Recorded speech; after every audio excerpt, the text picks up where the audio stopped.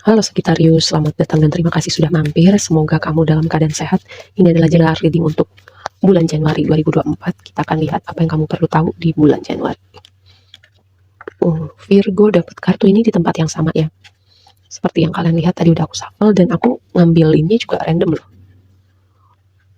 Oke. Gini, pesan aku buat Virgo tadi tuh, apalagi di posisinya tuh di past influence ya, ascendant, kata kunci entrance. Pertama di bulan Januari ini, dengan ascendant ini kayak ada sesuatu yang baru datang di dunia realita kamu ya, karena dia membangun momentum dari waktu lampau, entah itu udah berapa bulan, berapa minggu, atau mungkin sepanjangan membangun momentum itu sepanjangan 2023, kayak ada sesuatu yang baru memasuki dunia realita kamu di bulan Januari ini. Lalu bisa juga dengan ascendant tadi aku ngomong di Virgo, bahwa kayak ada sesuatu yang baru dengan diri kamu gitu. Karena Pak Ascendant itu kan, aku selalu bilang, itu berbicara tentang first impression kita, apa yang kita tunjukkan pada dunia, dan apa yang kita tunjukkan pada dunia itu sedikit banyak dipengaruhi dengan seberapa sih kita nyaman dengan diri kita, itu seberapa nyaman kita bisa um, membuka diri kita itu berhubungan dengan seberapa kita nyaman dan seberapa kita bisa sayang sama diri kita. Dan ada yang berubah nih dengan hal itu karena ini influence dari waktu lampau. Jadi dengan banyak yang berubah pada diri kamu itu juga seperti memberi ruang untuk energi baru itu masuk ke dalam dunia kamu ya. Lalu di waktu sekarang nih bulan Januari, sesuatu yang signifikan berhubungan dengan pertama dengan keluarga, dengan Imum Kweli ini berbicara tentang keluarga, tentang akar. Kata kuncinya akar nih, akar latar belakang kita, gimana cara kita dibesarkan, gimana kita dinamika sosial budaya kita gitu.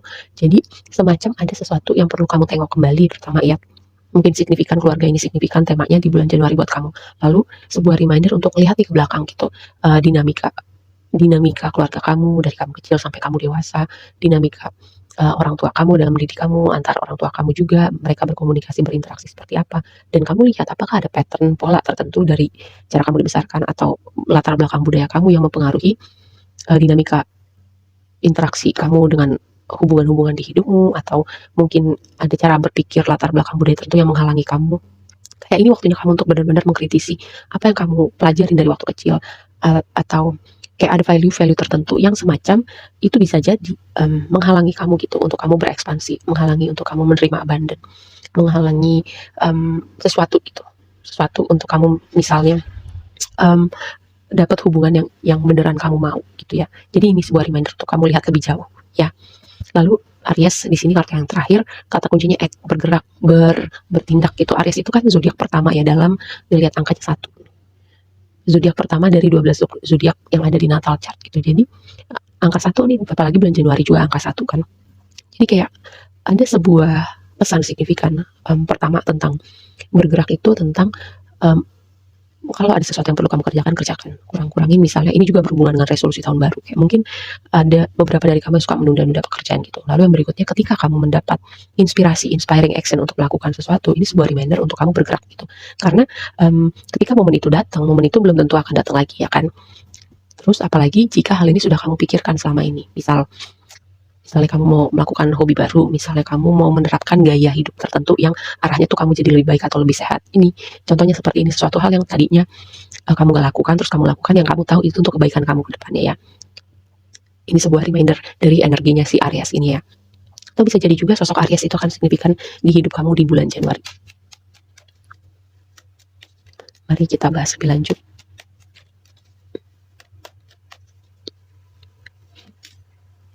Hierophant, bener kan? Ada sesuatu tentang gini, tentang yang kamu bawa gitu.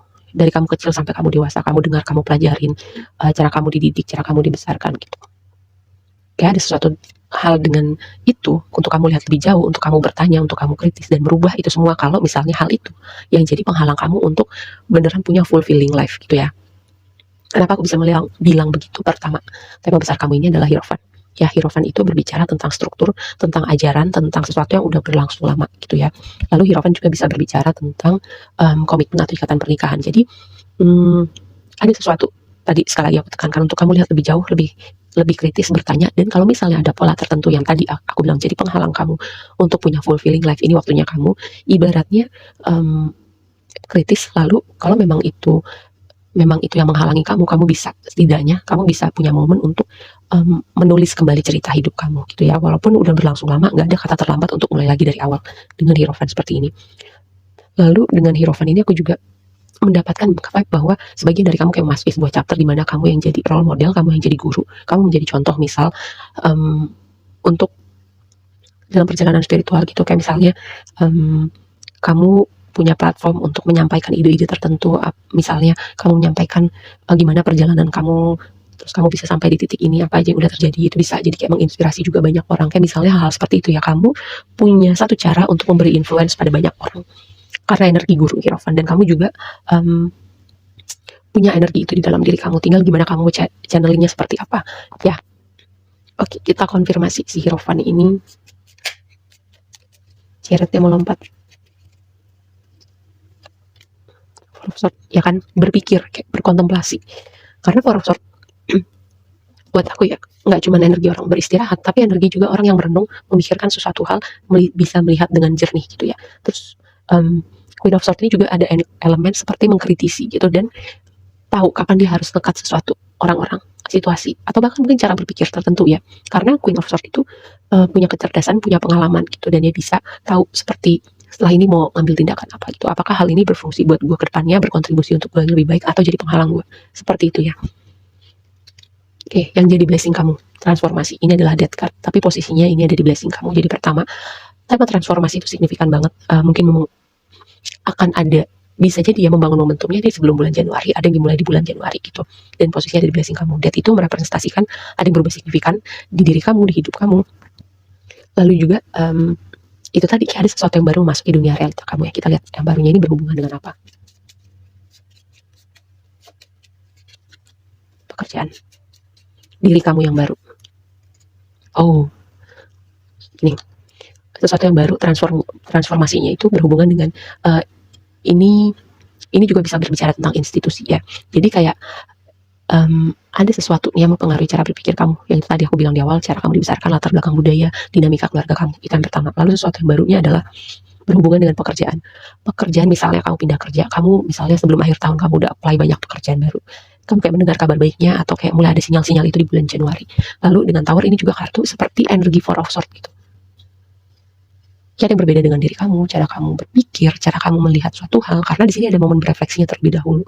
Mungkin ya di akhir-akhir tahun gitu juga, kamu udah mulai nih mikirin banyak hal tentang hidup kamu gitu, dan bisa jadi ada yang mendapatkan momen pencerahan. Sesuatu yang barunya juga, kalau misalnya kamu dengan woman ini kan gambar perempuan ya, ini merepresentasikan blessingnya, bisa jadi ada sosok perempuan signifikan di hidup kamu. Misalnya orang ini udah ada ataupun akan datang, ya orang ini akan signifikan.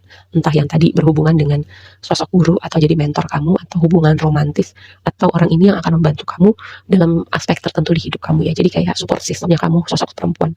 Bisa jadi juga ini kayak energi feminim kamu di versi higher vibration gitu, jadi versi yang udah dipulihkan, atau kayak mengembalikan keseimbangan antara energi feminin dan maskulin pada diri kamu. Yang jadi tantangannya adalah Three of Cups ini harusnya kan kartu happy ya, kartu berkumpul, kartu merayakan sesuatu, momennya fun gitu, tapi ini jadi tantangan kamu ya. Itu tadi orang-orang terdekat kamu yang harus kamu pertanyakan ya, terutama jika kamu selama ini kayak udah mulai merasakan sesuatu, apakah ini orang-orang yang akan berjalan beriringan sama gue untuk jangka panjang, itu yang pertama.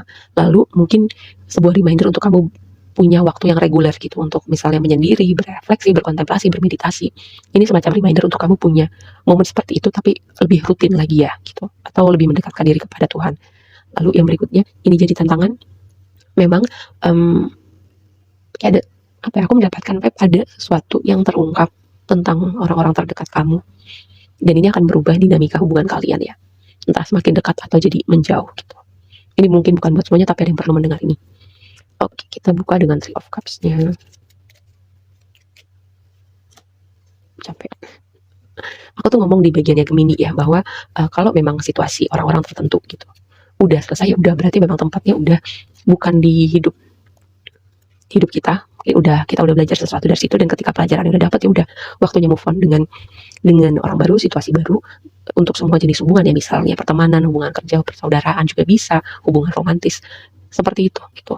Ada memang jenisan orang-orang yang akan berjalan beriringan kita sampai misalnya kita tua, kita meninggal, ada. Tapi memang juga ada orang-orang yang ada di hidup kita untuk beberapa waktu saja, seperti itu ya. Dan ini juga berbicara hal yang sama, akar, stabilitas, latar belakang kita mempengaruhi dinamika tertentu di hidup kita, dan ini waktunya kamu melihat hal itu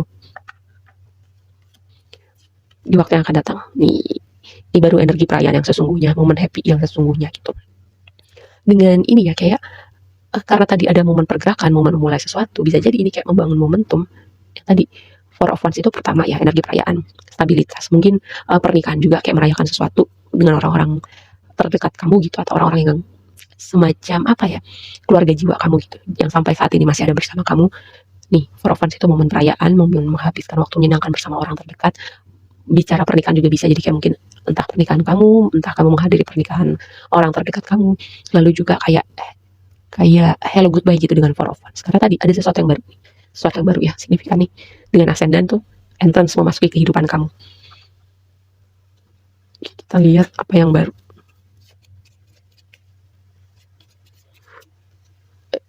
Ini kayak di antara kamu gitu, kamu akan ketemu seseorang dan prosesnya nggak lama sih antara kamu dengan orang itu.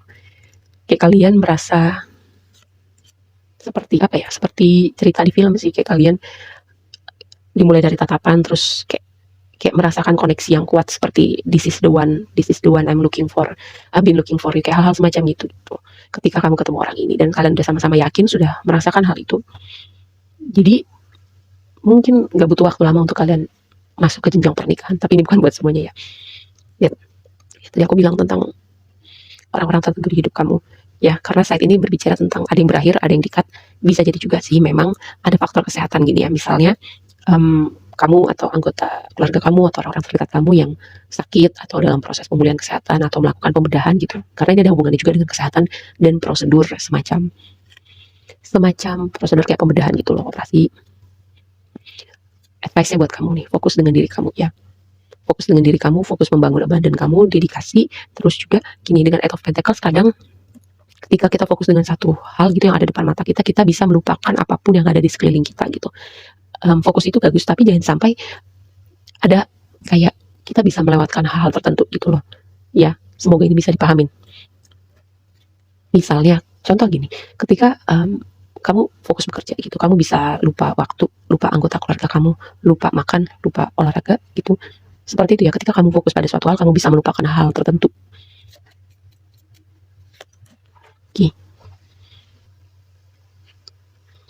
Dua kombinasi ini membuat aku yang tadi itu aku bilang sebelumnya gitu ya, kayak kamu ketemu dengan seseorang dan kalian tuh gak butuh waktu lama untuk lanjut ke tahapan berikutnya karena kalian sudah sama-sama juga merasakan hal yang sama. Lalu kalau ini gak berbicara tentang hubungan romantis, untuk apapun yang kamu bangun, kamu usahakan, kamu dedikasikan, kamu fokuskan selama ini. Selain itu juga ini kayak pengembangan diri kamu, dedikasi kamu untuk menyayangi diri kamu, meningkatkan kualitas, upgrade diri kamu.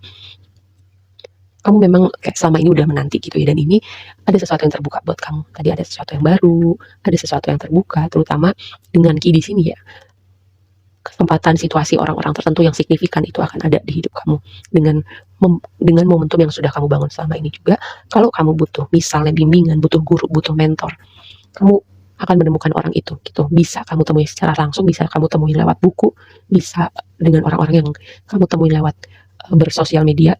Bisa, cara semesta itu nggak terbatas gitu untuk mendatangkan orang-orang tertentu di hidup kamu. Yang terakhir, have faith in your dream, percaya sama mimpi kamu. Ini mungkin ada yang mulai bertanya ya, mulai capek, mulai pesimis, tapi ini sebuah konfirmasi buat kamu bahwa jalan terus gitu. Apa yang kamu mau, kamu dapat ya. Segini aja dulu readingnya, udah agak panjang juga, dan sampai ketemu di reading berikutnya. Bye.